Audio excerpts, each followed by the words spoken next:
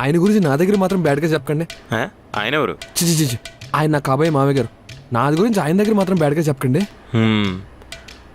Please Sridhar. మీకు నాకు చాలా గొడవలు ఉండొచ్చు, కానీ ఇది నా life matter Sridhar. Please Sridhar please. నా మొహమాటంతో నువ్వేం చెప్పినా నేను కాదన్ను అనేగా నీ నమ్మకం? అలాగేట్లేదు. సరే, కానీ నాదో కండిషన్. చెప్పండి. నా నెట్ఫ్లిక్స్ అకౌంట్ నాకు ఇచ్చేరా ప్లీజ్ రా. ఫ్యామిలీ ముందు పరుగు పోతుందిరా. ఓపెన్ చేసినప్పుడల్లా కింద రీసెంట్లీ వాచ్ లో అడల్ట్ మూవీస్ అన్ని వస్తున్నాయి. నేను చూసాను అనుకుంటున్నారు వాళ్ళందరూని. అసలు ఎవడెవడు వాడుతున్నాడు ఇందుకే నా అకౌంట్? సరే, మీ నెట్ఫ్లిక్స్ అకౌంట్ మీకు ఇచ్చేస్తాను, నా గురించి గుడ్గా చెప్తే. ఓకే కదా? ఓకే.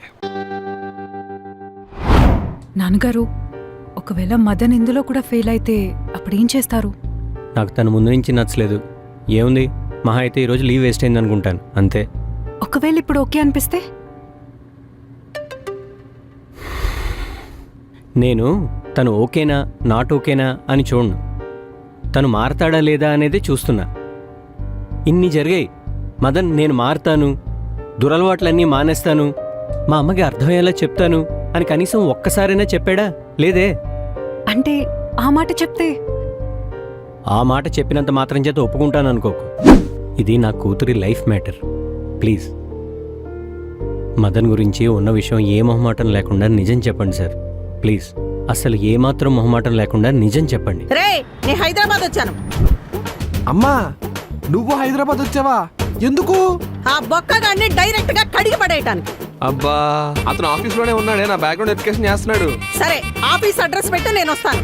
ఎలా వచ్చేస్తావు ఒక్కదానివి? ఒక్క నిమిషం ఉండు, నా ఫ్రెండ్ పంపిస్తాను. సరే. హలో ముత్తు అన్న. మీరు మొహమాట పడద్దని మరీ అంతగా చెప్తున్నారు కాబట్టి చెప్తున్నాను. వాడెక్కడ దొరికాడండి మీకు?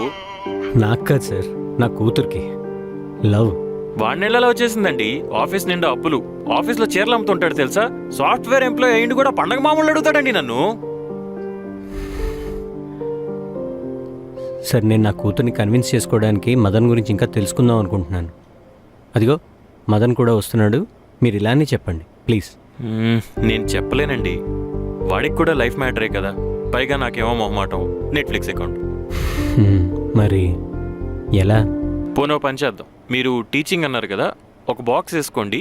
ఇప్పుడు నేను నెక్స్ట్ చెప్పేవని దాని ఆపోజిట్ అని అర్థం చేసుకోండి. ఓకే. అంకుల్, పని అయిపోతే పారిపోదామా? చిచ్చి వెళ్ళిపోదామా? ఇంకా అవ్వలేదు, కూర్చో. కూర్చోవాలా? మీరు చెప్పండి సార్, మదన్ తన కొలీగ్స్తో ఎలా ఉంటాడు? చాలా ఫ్రెండ్లీగా ఉంటాడు. వాళ్ళకి ఎటువంటి ప్రాబ్లం వచ్చినా, ఫైనాన్షియల్ ఇష్యూ వచ్చినా తనే దగ్గరుండి హెల్ప్ చేస్తూ ఉంటాడు. వాడు హెల్ప్ చేయడం ఏంటండి, వాడికి ఆఫీస్ నిండా అప్పులు. మదన్కి ప్రమోషన్ వచ్చే అవకాశం ఏమైనా ఉందా? అయ్యో, గ్యారంటీగా వస్తుందండి. చెచ్చి వాడిని ఎప్పుడు పీకేద్దామని చూస్తున్నారు. మదన్లో మీకు నచ్చిన క్వాలిటీస్ ఏంటి? డిసిప్లిన్. వాళ్ళలో నచ్చని క్వాలిటీస్ ఏమున్నాయండి? నచ్చడానికి ఏముందండి వాళ్ళ అసలు? సిన్సియారిటీ. చెచ్చే, he's a very good guy, best character. Act.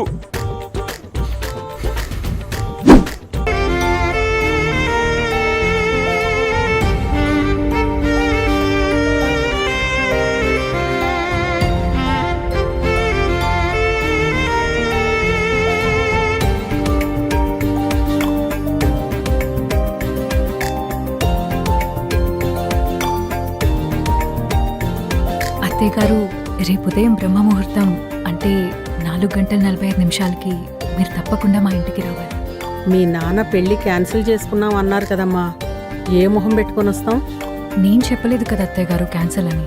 మీరు రండి, మర్చిపోద్దు. నేను మావాడు అందరం కలిసి వస్తాం.